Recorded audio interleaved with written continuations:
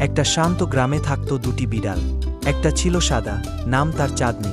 অন্যটা ছিল কালো, নাম তার রাতুল। চাঁদনি সবসময় গাছের ডালে বসে দূরে তাকিয়ে থাকত, আর রাতুল ছিল দুষ্টু, মাঠে দৌড়াদৌড়ি করত, কখনো ইঁদুর ধরত, কখনো শিশুদের সঙ্গে খেলত। একদিন বৃষ্টি শুরু হলো, চাঁদনি ভিজে কাঁপতে লাগল। তখন রাতুল দৌড়ে এসে তাকে একটি শুকনো ছাদের নিচে নিয়ে গেল।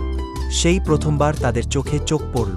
মনে হলো তারা দুজনই একে অপরকে অনেক আগে থেকেই চিনে। এরপর থেকে রাতুল প্রতিদিন চাঁদনির কাছে যেত।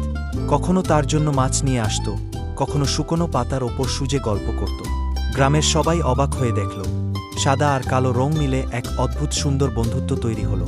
সময়ের সাথে সাথে তাদের বন্ধুত্ব প্রেমে পরিণত হলো। চাঁদনি আর রাতুল একসাথে চাঁদের আলোতে খেলত, ছাদের উপর বসে তারা গুনত, আর ভোর হলে একে অপরকে জড়িয়ে ঘুমিয়ে পড়ত। লোকেরা বলে, আজও গ্রামে রাতে চাঁদের আলোয় যদি ভালো করে তাকাও, দেখা যায় সাদা আর কালো দুই বিড়াল পাশাপাশি বসে আছে। যেন প্রেম কখনো রং দেখে না, শুধু হিজ্জের টানেই বাধা পড়ে।